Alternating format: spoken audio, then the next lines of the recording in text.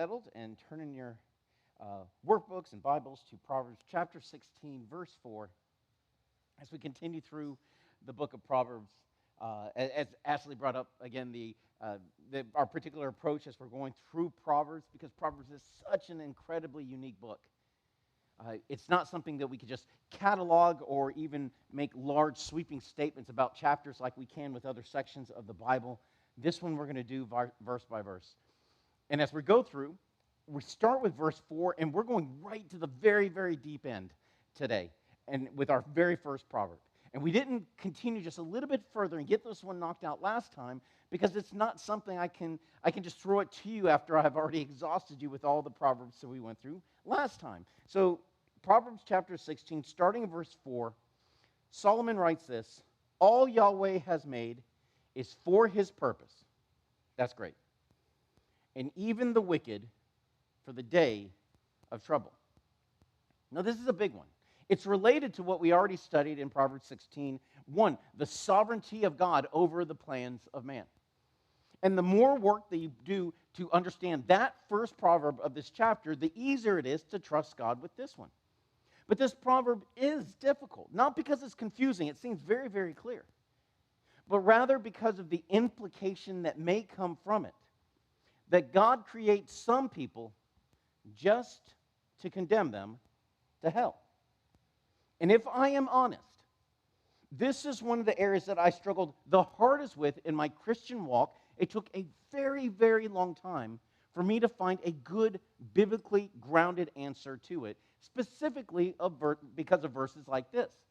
And it's not that I at all expect God to conform his mind to mine, but the idea of creating someone just to condemn them to everlasting torment does not seem consistent to the God that we know in the Bible.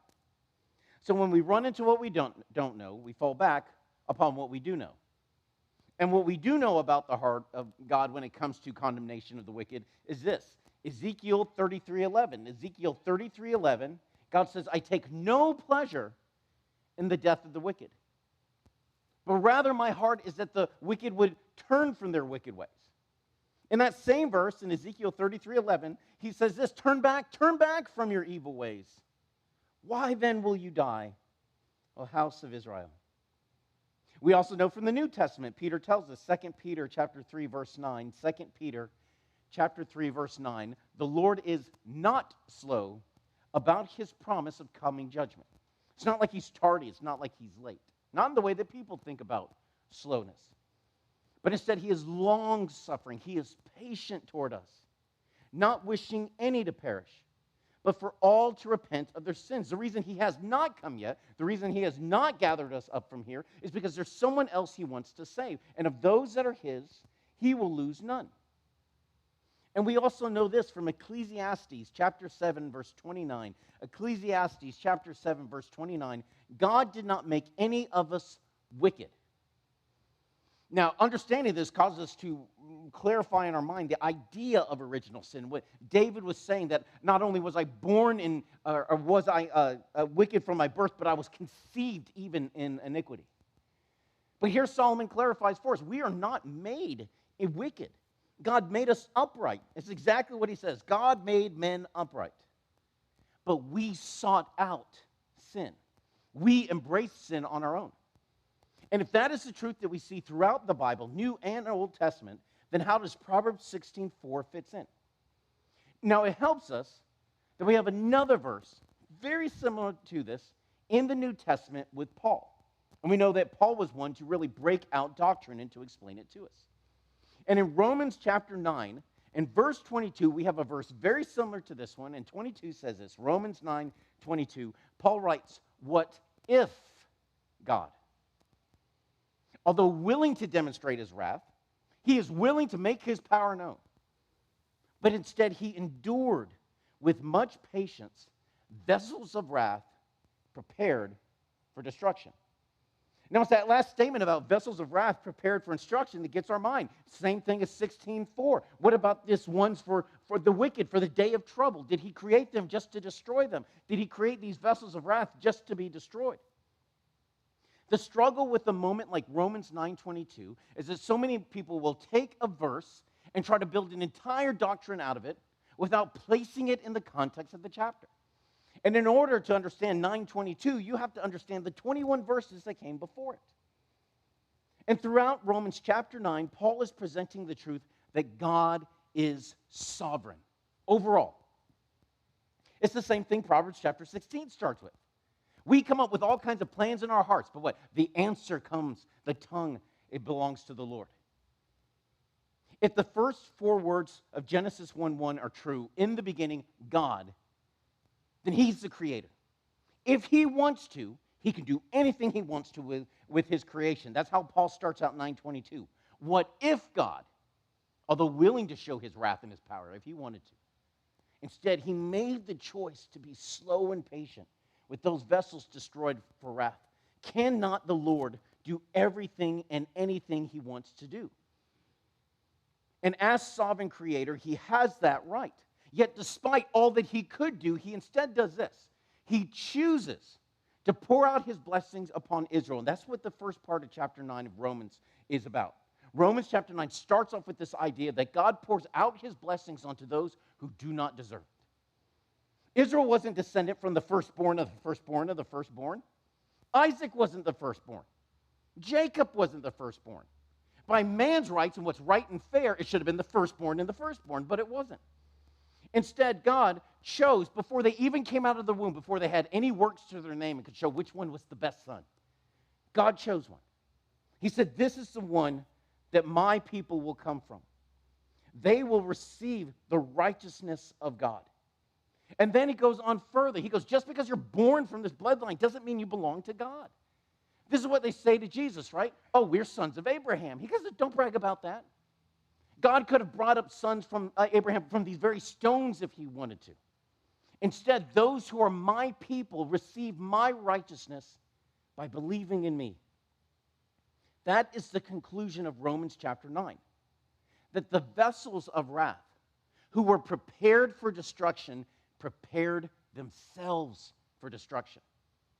And we know this is the case because the next verse, he says, the reason I'm so patient is so I can show my grace to the vessels of mercy that I prepared beforehand. It doesn't say he prepared the vessels of wrath beforehand. They prepared themselves.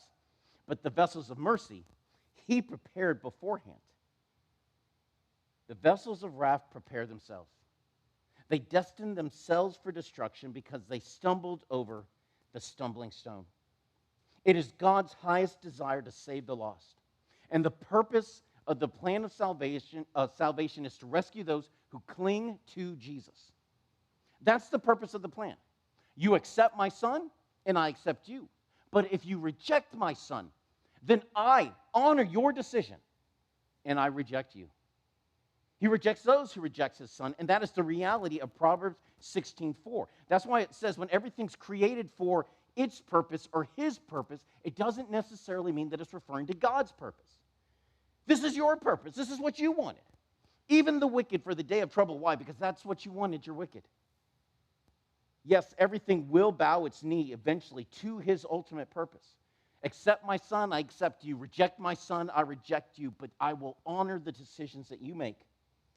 If you purpose in your heart to press into God through Jesus, you will be saved.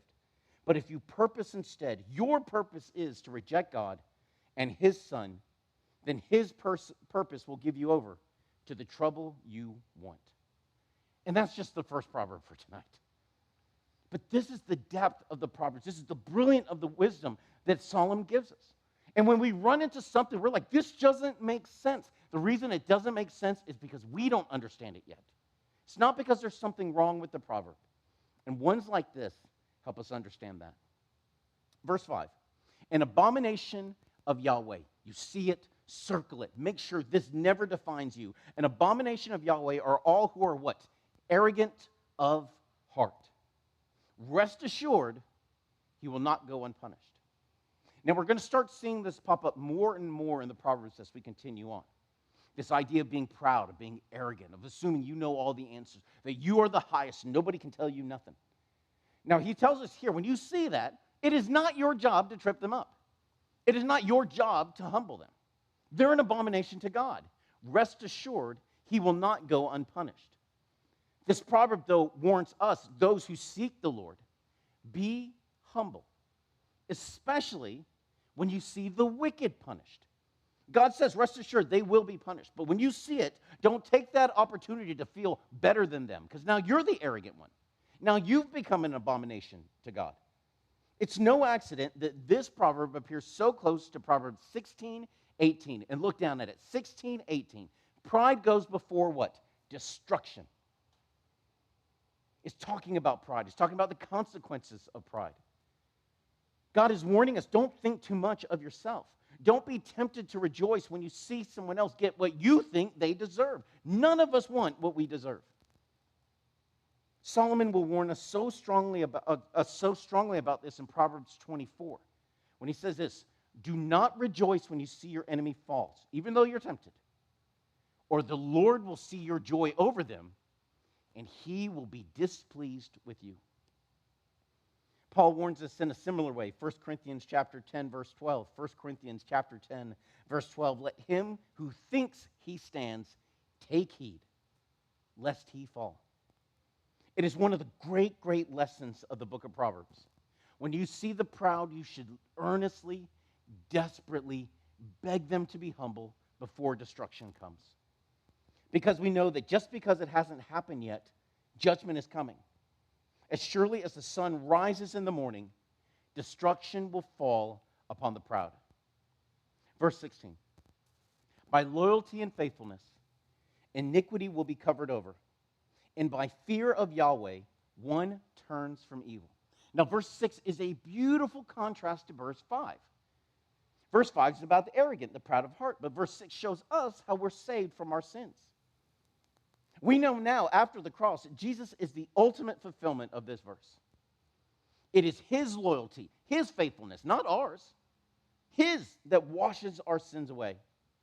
But now that we have been saved, now that we have the fear of the Lord within us, and we should if we're saved, turn from evil. No longer live that life of evil. Verse 7. When the ways of a man are pleasing to Yahweh, even his enemies he will cause to make peace with him. Now, we see the truth on the page, but we all struggle with this. Because there's a part of you that wants to fit in. Even the most antisocial person wants to fit in. When you're around the crowd, you'll be tempted to shave off the sides of who you are, temper just a little bit of the things that you say. But here's the strength of the proverb, because it brings in God's covenant name when it says, a way of a man are pleasing to Yahweh. If we're pleasing to the covenant God of Israel, remember this, he's either God or he's not.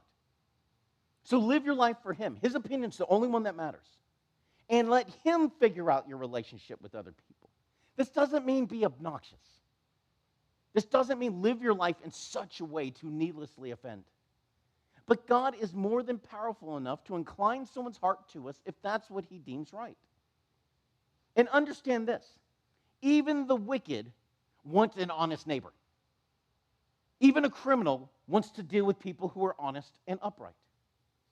Understanding this Proverbs helps us understand verses like Romans 12:18. Romans 12:18, as much as it depends upon you, be at peace with all men. By combining that verse in Romans chapter 12 with this proverb here, what we learn is that being at peace with others doesn't come from compromising the truth of God. Live your life in the fear of the Lord, pleasing to him, and he will take care of the relationships he wants you to have. Verse 8. Better is little with righteousness than great income with no justice. All right, so look behind the curtain, just a thought into Anthony's head. As I'm going through the Proverbs, I read them I read one a day, whatever the date is. So like today's the 3rd, I read chapter 3, etc. And as I'm going through, as thoughts hit me and whatnot, or as God's just working something in my heart, I'll take notes. And I date my notes so I kind of know when my brain was in this particular place. This is one from last August. So the 16th of August, 2023. Just thinking about this proverb while gas was so expensive. This was before the tax holiday hit, and the gas price kind of came down to $2 for a while. You know, it's not that anymore. But here's the thought. Praise be to God that we have not been persuaded to leave our tithe. That is one thing that we have been faithful on because of how magnificent the Lord has been so many times. He has never let us down. But here's the conclusion in my head. I understand this. Even our faithfulness to tithe is a gift he has given to Kendra and I. For it is not my strength that helps us to do that. Now, if you have heard my testimony, you know how the Lord used the concept of a tithe to teach and stretch Kendra and I. How there was this one moment where we were paying tithe by check, and I'm like, there's no way that this check is going to clear. So what I'm going to do is I'm going to put a pin in it in the wall. And as soon as we get paid and we got money for it, I'm going to go turn in that tithe check for sure. And then one day I look up, and the check has been there so long that it's now yellow and curled at the edges on the wall. And after that, for years, we only tithe by cash so that I wouldn't be tempted to do that same thing again because I didn't trust the Lord. I figured it had to be my budgeting prowess that would get us through. Yeah, I had all these pressures upon me thinking, well, you know what, I have to make sure that there is enough instead of understanding what God was trying to teach us, just us. I'm not trying to talk to anybody else. But I'm trying to convey to you that I'm no better than you. When the moment that you accept the call to be a pastor, you don't suddenly have this supernatural measure of grace that makes all your temptations go away. I struggle too. I have doubts too. But I have learned from personal experience the truth of this proverb. It is better to have just a little with righteousness than to have great abundance and not be right with God. Verse 9. The mind of a person will plan his way. It's very, very similar to verse 1, right? The mind of a person will plan his way. I have all these thoughts, but Yahweh will direct his steps. Now, in this same chapter, we have this double reminder that God is sovereign over our plans. And we can compare it to verse 1. And I'm living proof of this one because Kendra laughs because when we got married, I had all these plans. I had all these thoughts. I had financial steps. I knew exactly what we're going to do and how we're going to invest and all this kind of stuff. And we're going to do this. And up until this point, and then we're going to be able to do this at part of the year and do that. And I had all these plans, and God just cracked up. He wasn't going to let me do any of my plans. But he's sovereign. He's the king. Okay, the next 5 verses, or 6 verses, 10 through 15, are a solidified message over kings. But he starts that section with verses 10 through 12, describing what a righteous king should be like. So verse 10, a decision is upon the lips of a king. In judgment, his mouth will not sin. Verse 11, a balance and scales of justice belong to Yahweh. All the weights of the bag are his work. Now, those two proverbs are not separate. They go together. What God is doing through Solomon is he's setting the expectation for the king. They should be righteous. They should be fair. That's verse 10. But then it goes, just because the king is the king doesn't mean the king gets to do what he wants. For all the weights of the bag, that means all your judgments, every standard you use in order to weigh something out, to declare it as good or bad, all of them are the business of the Lord. They fall under his concern and authority. And I don't care if you're the king. If God says, this is what I expect, you to be faithful and true, then you are to be faithful and true. And because this king is being obedient to the Lord, they have the fear of the Lord in their heart, we have verse 12. This is how the good king should be known as. This is their reputation. Verse 12, an abomination of kings is doing evil. Because they're known for being righteous. They're known for being fair. Even trying to do evil in their empire, in their kingdom, is an abomination to them. For by righteousness, the throne will be established. When they are established by righteousness, as we see here, because God is the one who establishes their throne. Then we have verse 13. The delight of kings are the lips of righteousness. And he who speaks what is upright, he will love. Because the throne of the king is established by righteousness as unto the Lord. The king, the leader, will delight in those who also speak righteous words. Now, we'll see this later on.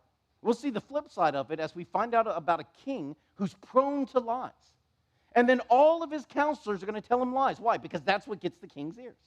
That's what gets his attention. But if you delight in righteousness, if you speak righteous words, then people around you are going to want to do the same. Verse 14. The wrath of a king is a messenger of death, but one who is wise will appease it. A wise man knows that if you mess with the bull, you'll get the horns. So think about your position. Discretion is the better part of valor. Verse 15, in the light of the face of the king there is life, and his favor is like a cloud of spring rain. Again, you want the favor of the king. Verse 16, this is a good one. Getting wisdom, how much better than gold. Now, this is an echo of Proverbs chapter 4, verse 5 and verse 7. Proverbs chapter 4, verse 5 and verse 7. And by that verse in my Bible, it says this, in all you're getting, get wisdom. In all you're getting, get understanding. Verse 17, the highway of the upright, it turns from evil. So we have another throwback here to Proverbs chapter 4, how wisdom will guard you, discretion will keep watch over you. And if you're on the path that you're supposed to be, guardrailed by the Proverbs of the Lord, then your path will naturally go away from evil. It's not going to it. It's not going to damnation. It's going towards life. And just being on that path alone will protect you from so much. He who guards himself, protect your personal righteousness, your personal holiness that God has entrusted to you. He who guards himself keeps his way. Verse 18 and 19 will form a pair. Verse 18 says this, before destruction comes pride, and before a fall, a haughty spirit. We already touched on this, but notice this warning comes twice in just this one chapter. This verse is often misquoted. I don't know why, but it is, right? Pride cometh before a fall. It's not what it says. Because what follows pride is much, much worse. Remember verse 5, everyone who is proud of heart is what? An abomination to the Lord. If you struggle with pride and selfishness, and you twist everything into being about you, repent. Because you're an abomination to the king. And verse 18 tells you what to expect. And don't get smug, because verse 5 already told us, assuredly, judgment will come. But verse 19 is the counterpoint to verse 18. This is why they're paired together. Better a lowly spirit with the poor than dividing the spoil with the proud.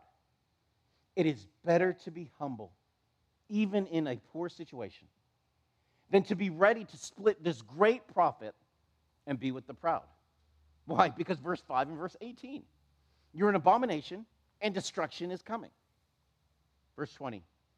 He who is attentive to a matter. Now, this is a little bit goofy in the LEB. Remember, LEB is trying to be super strictly accurate with whatever the Hebrew word is. And here they put the word matter, but most translations will go, he who is attentive to the word or a word. The Hebrew word literally means a bunch of words describing an order. So it's a matter being described by a bunch of words. So when you see that, that's what's going on. But he who is attentive to a matter, or in our head we could go, he's who attentive to the word will find goodness. And he who trusts in Yahweh, his own happiness. If you focus on the word of God, you will find good in his pages. Read the word. Learn to trust God. Verse 21. The wise of heart is called perceptive.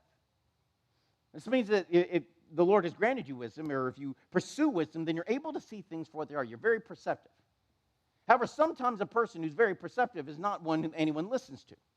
That's where the other half of the proverb comes in. But he who is pleasant of lips will increase persuasiveness. We say it this way. You catch more flies with honey than you do with vinegar. Pleasant words, not sharp words, not angry words, but pleasant words cause others to incline their hearts to you.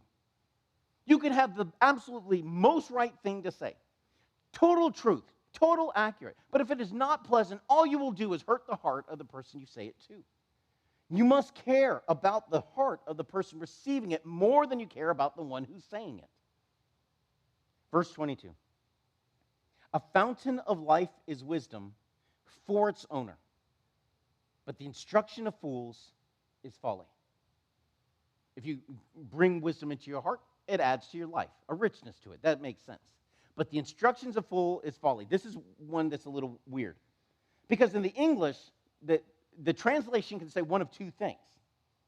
One, fools study foolishness, and teach foolishness to others. That's why it's their instruction. Think of like a discipline is one of the meanings of the Hebrew word. So like when you go to college and you have a major, and this is my study, this is my discipline, this is my instruction. It's that type of Hebrew word. So it could mean that fools major in foolishness, and they teach foolishness to anyone who will hear.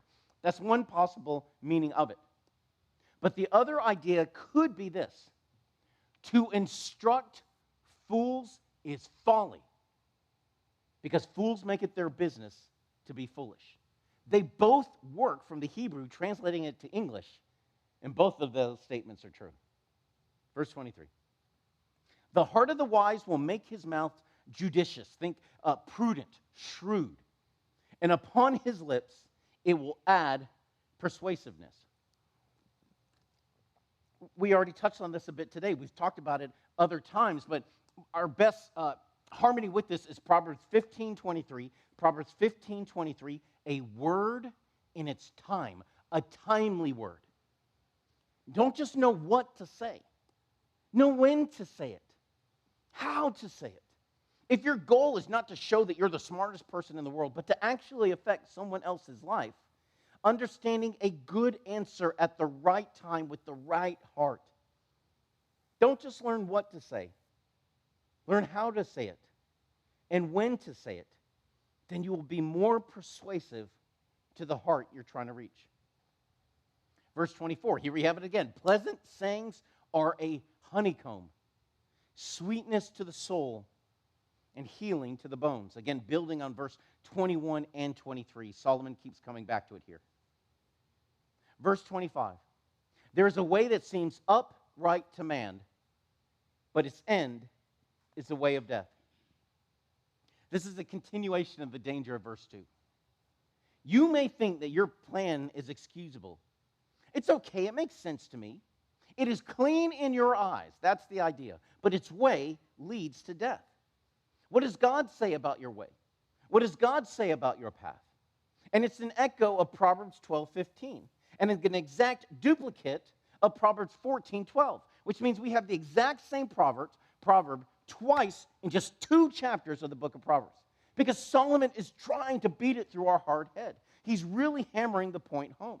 He's encouraging us, stop thinking that your justification in your head is the only standard you need to reach.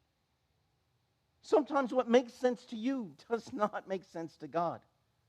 So Proverbs chapter 3, verse 5, trust in the Lord with all your heart. Lean not on your own understanding.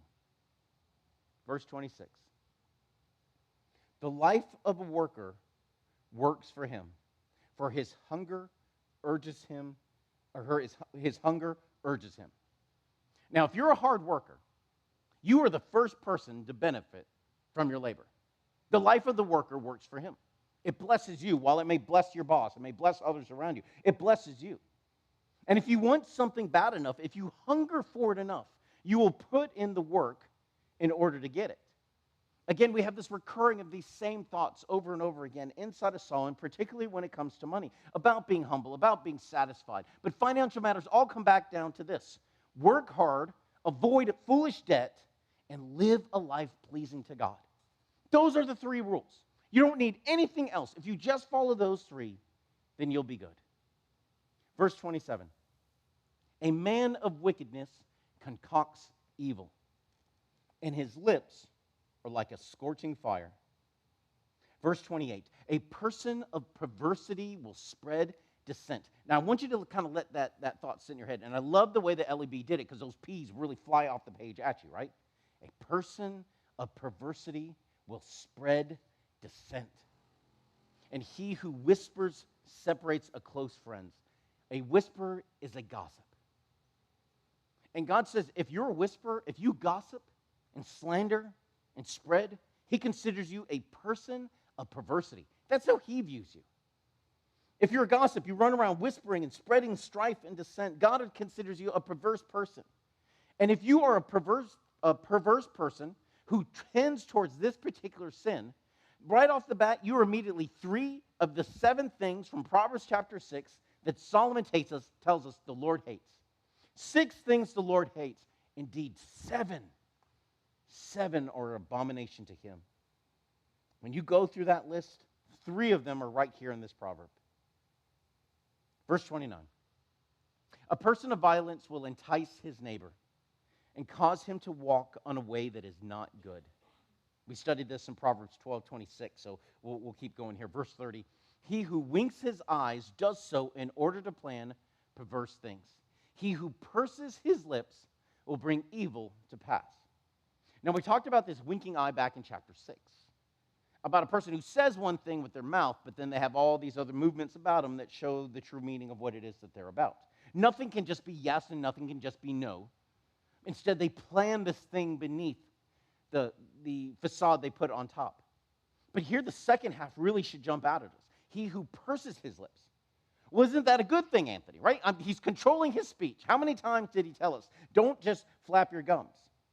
But instead, the idea here is someone who should speak out against evil, but they don't. They purse their lips when they should speak. This person is over here winking his eye at sin, winking to indicate that he's planned sin. This one sees this. He knows what it's about. He knows that evil is going to happen, but rather than stop and say something, he purses his lips and allows that evil to go forth. And because he did not say something, his inaction allowed that evil to come about. Not speaking up equals someone who doesn't speak up when they should. Verse 31. A crown of glory is gray hair. By a righteous life it is gained. Verse 32. He who is slow to anger. Now we're going to start to see this idea appear more and more inside of the book of Proverbs. About this idea of self-control, controlling your emotions, particularly when it comes to anger. And remember, this is going to a young man who's going to be the next king. So he's talking especially about sins that affect young men. And one of those big ones, in addition to lust, is anger.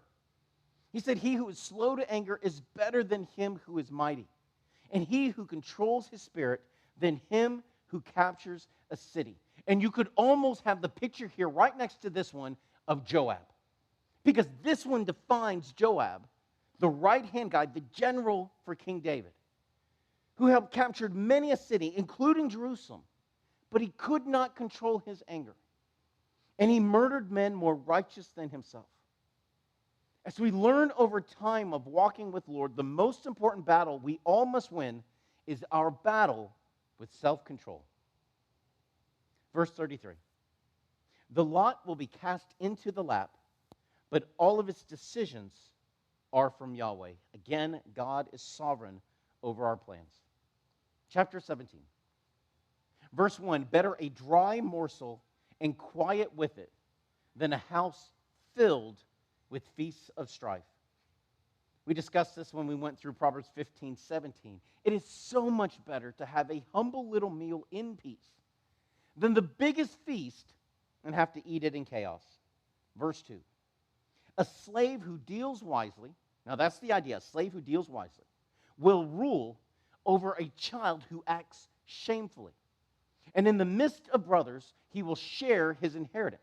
The idea is that in the midst of these brothers, the slave who acts well will be able to take part in the inheritance because the kid who acts shamefully won't be entrusted with it. But here's the idea of the proverb. Position does not guarantee reward. The attitude of the heart is what matters. That's what God's looking for. That's why the firstborn and then the other firstborn aren't the ones that he poured into. Because he knew that Ishmael wouldn't have a heart for him. And he knew that Esau wouldn't have a heart for him. He's looking for the attitude of the heart. And that's what the Lord will reward. Verse 3. This is a really, really strong one for me. It has a lot of meaning for Kendra and I. Verse 3. A crucible is for the silver. Now, when you think about the crucible, you have the furnace that you're going to put something in, and then you have the cup that you put the silver into. And that idea of putting that inside of that cup and putting it inside is this crucible. And what's going to happen is that the silver will melt within it. And you pull it out, you pull that cup out, and you begin to spoon the dross, the impurities, off the top of it. And as you get all that you can, you put it back in. And you allow it to continue to heat. And you do this over and over again until you get all the impurities, and as close as you can to absolute pure silver as you can get, you get it through the use of heat and more heat. A crucible is for the silver, and a furnace is for the gold. But what does God do? But Yahweh will test hearts.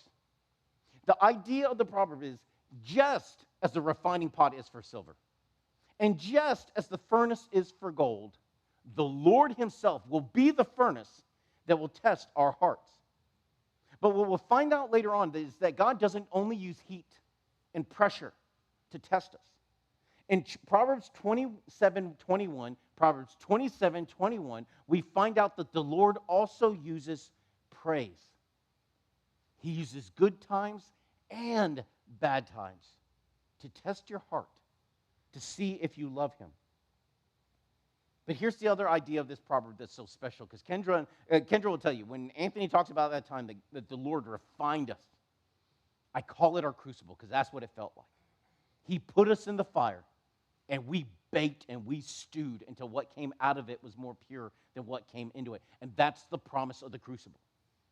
That if you go and you feel like it, you feel like the pressure is upon you, that God is testing you and refining you.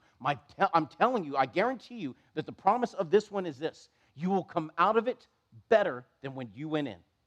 You will come out more pure and more beautiful to the Lord than how you were at the start. Verse 4. He who does evil listens to the lips of wickedness. This is the opposite of the righteous king we saw before. Because the king was righteous, he listened, he delighted in those who also spoke words of righteousness. But here we have one who does evil. They listen to the lips of wickedness. And the liar gives heed to the tongue of mischief. If you have a deceitful heart, you are more likely to listen to those who also say deceitful things. You will give heed to the words that tell you what it is you want to hear. Verse 5. He who mocks the poor insults him who made him. He who rejoices at calamity, at someone going through a hard time, will not go unpunished. Understand the heart of God for the poor and the vulnerable and the oppressed. He loves them. And if you mock them, then you belittle God's heart. And the one who derides a work, this is John Gill, he who derides a work derides the workman who made it. Verse 6. The crown of the elderly are grandchildren, and the glory of children is their father. Now, it's a neat one. But the idea here is that this works both ways. Fathers should be proud of their sons. Sons should be proud of their fathers. It's not just a one-way street. I'm going to act a fool, but boys, I need you to be good so I can be proud of you when I go in front of other people. It should go both ways. Verse 7. Fine speech is not becoming a fool. Still less is false speech for a ruler. Now, I keep trying to think of good analogies and examples for this one, but all I can keep getting stuck on is somebody that you know is not super intellectual, and they go see a movie that everyone has British accents, and when they come out, they suddenly have a British accent because they think it makes their voice sound better. It's like, just because you're donning a British accent doesn't mean all of a sudden your words are smarter. Fine speech is not becoming a fool. You don't expect well-spoken words coming out of the mouth of a fool, but much less are lies from the mouth of a prince. Verse 8. The bribe is a stone of magic in the eyes of its owner. This is not an instruction, it's an observation. It's explaining something. Somebody who manages to get something even one time using a bribe will start to apply bribes for everything else. Because for them, it's the magic key that opens all the doors. Everywhere he will turn, is what verse 8 keeps going, he will prosper. He thinks that it opens all the doors. He thinks that he's prospering, not because of the Lord, but because he can bribe his way through life. Verse 9. He who forgives an affront covers love. The idea is literally someone who covers an affront.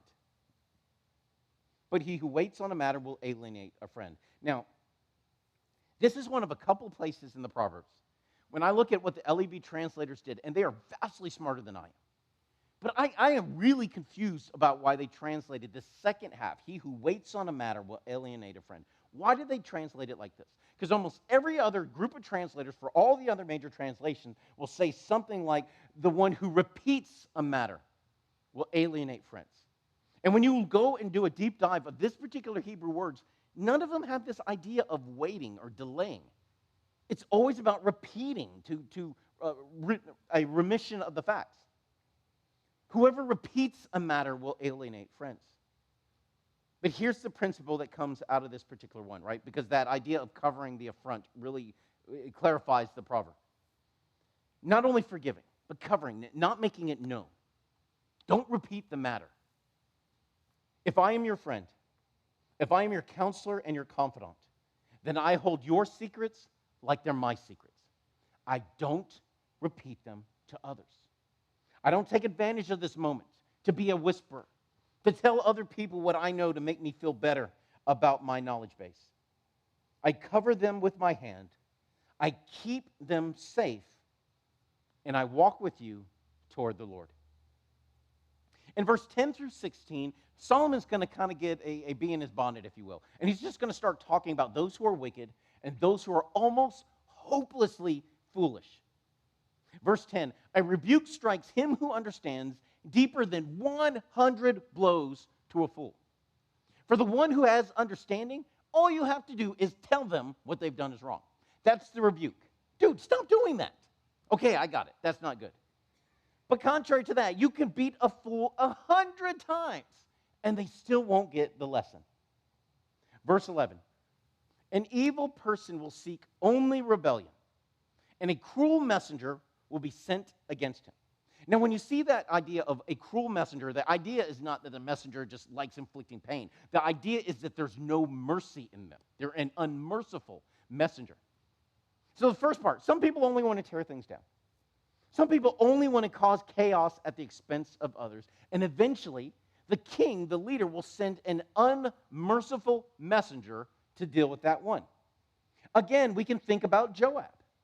When King Solomon is King Solomon by himself, David has already passed on. And Joab knows, okay, this means that my days are numbered. So what does he do? He runs and he goes to the altar and he holds on to the horns of the bronze altar. And it's a plea for mercy. Don't kill me in this holy place. And Benaniah says, well, come out of there. I need to kill you. He's like, no, you're going to have to do it here. So Benaniah goes all the way back to King Solomon. He goes, he wants me to kill him there. And Solomon says, then do it. And King Solomon sends an unmerciful messenger all the way, and he strikes down Joab as Joab is still holding on to the horns of the altar. That's the idea of the proverb. Verse 12. You can't say Solomon doesn't have jokes. Here, may a man meet a she-bear robbed of her offspring and not a fool in his folly. Now, as frightening as it would be to encounter a mama bear who can't find her kids, Solomon says it's worse to encounter a fool in the middle of doing something dumb. And I can't tell you how many ideas I had popping in my head of dumb stuff that me and my buddies used to do when we were younger. And I was like, you did not want to encounter us when we were doing this thing. Verse 13. For he who returns evil for good. And just let that sit in the air for a moment. For he who returns evil for good. You did good, and they gave you evil. Someone did good to you, and you gave them evil in return. Beware ungratefulness. Guard your heart against it. Because if you are ungrateful to when someone else has given you good, Solomon tells us what happens. Evil will not depart from his house. Verse 14. Like the release of water is the beginning of strife. Think about spilling a bucket of water, a whole bucket of water just in your house, and it's just rushing and going through everything. You can't just fill up the bucket and all of a sudden the water's done. The damage is done. It's outside of it. The milk is spilt. So Solomon says, before it breaks out, stop the quarrel. Stop fighting before it gets any worse. Nothing good can come from it once it has begun. Verse 15. He who justifies the wicked and he who condemns the righteous. And here we have both.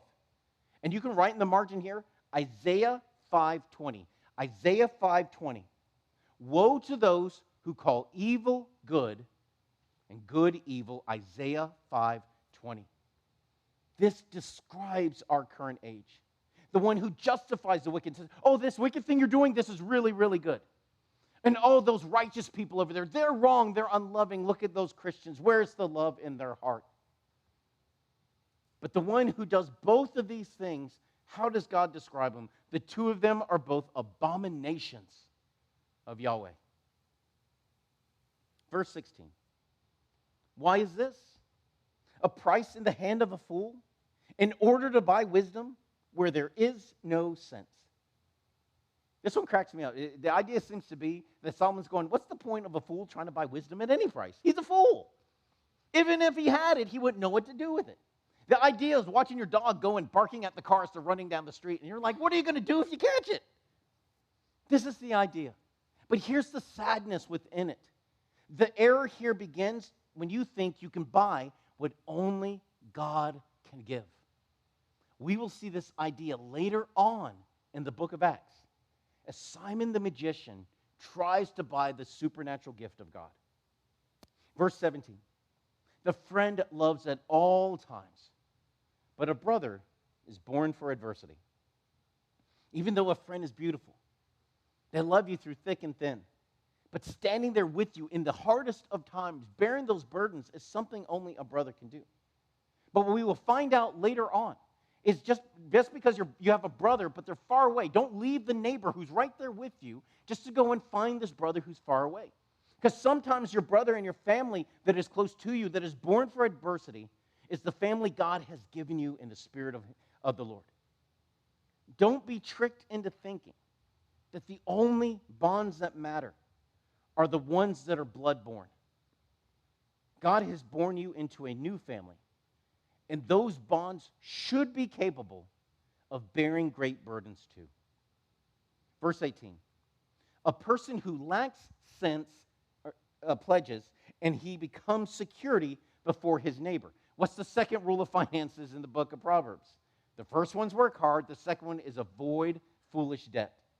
If you lack sense, sure, I'll co-sign the loan. Sure, you can count me in on it. Don't blindly become the guarantor for a loan. And it's interesting that this one follows a friend loves at all time. Because as Solomon says that, he immediately says, but don't be foolish. Just because you love at all times doesn't mean that you go and do foolish things. Don't let somebody guilt trip you. Hey, aren't you my brother? Aren't you my friend? Yes, but I'm not a fool, so I won't go into foolish debt. Don't do something foolish. Don't let yourself be guilt tripped. Verse 19. He who loves transgression loves strife. He who builds his high thresholds seeks destruction. Now, this is a really goofy one in the LEB, and really in all the translations. Some of the other one says, he who raises his door, and that's, or exalts his gate, makes his gate high.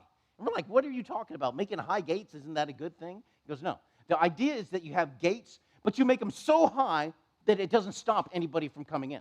So the threshold is that part of the doorway where you step over.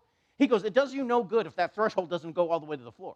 If you make it high and anyone can just go underneath it, it doesn't protect anything. You're so proud, you're so haughty, or you're so foolish. You're asking for people to come into your city and to tear it down. Who makes his gate high, who exalts his gate, who raises his door, who builds his high threshold, seeks the destruction of his home. Verse 20. He who is crooked of heart will not find goodness. Again, what is it that you want? God will give it to you.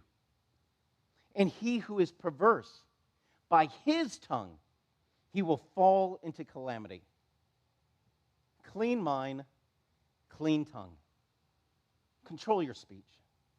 It is one of the things I had to work on a lot. I heard one guy put it so well. He said, listen, when I became saved, all the bad words didn't suddenly fall out of my head. They're all right there. They're all still right there. And I have to actively control them. Because if I'm pure of heart, then I should not have this tongue that is perverse, that causes me to fall into trouble. First, James wrote in James 3:11, can a single fountain bring forth both fresh water and salt water at the same time? Verse 21, he who begets a fool, there is trouble for him. The father of a fool will not rejoice. It's the same thing we talked about earlier, about a father should be able to be proud of their kids. The kids should be able to be proud of their parents. Verse 22, a cheerful heart is good medicine, but a downcast spirit will dry out bones. Verse 23, the wicked will accept a bribe from the lap in order to pervert the ways of justice. As we look at these Proverbs, what Solomon's doing is he's telling us the conclusion in advance. When you see this person taking a bribe, for whatever reason that they're saying it, the reason why they're doing it is to pervert the way of justice. They can say, oh, this isn't going to make any difference in the way that I rule. It won't make any difference in the decisions I make. But Solomon says it will. You're wicked if you accept a bribe. You're wicked if you pervert the ways of justice. Verse 24, he who understands sets his face toward wisdom. This is a really neat proverb. The idea is a person of understanding knows right where to look because they have understanding. They understand, they perceive, they understand this is wisdom, I'm going to look towards that. But the eyes of a fool to the end of the earth. Now, this is where the proverb gets really clever. The fool is always looking near and far for what the person of understanding can see right away. So the person of fool is constantly looking around. Is this the thing? Is that the thing? It's one of the things that Jesus warns about. Don't run around when somebody goes, oh, there's the Messiah, and there's the Messiah. He says, as easily as you can see the lightning in the east as the west, you'll know when the Messiah is here. You won't have to run around being blown about easily like every wind of doctrine. The fool always looks near and far for what's right underneath their nose. Remember what we learned in Proverbs chapter 1, Proverbs chapter 8. Wisdom does not hide. She makes herself easy to find. Verse 25. A grief to his father is the child of a fool, and bitterness to her who bore him. It's a repeat of verse 21. Solomon keeps bringing it up. Verse 26. Also, imposing on a fine on the righteous is not good. It's an echo of verse 15. And so now we have not just a double warning against proclaiming the wicked good and condemning the righteous. Here he goes, and if you oppose a fine on the righteous, if you flog nobles for uprightness, that's not good. So between all of these two proverbs, we have 4 times Solomon saying, do what's right. Call evil, evil, call good, good. Verse 27, he who spares his sayings knows knowledge, and a cool spirit is a man of understanding.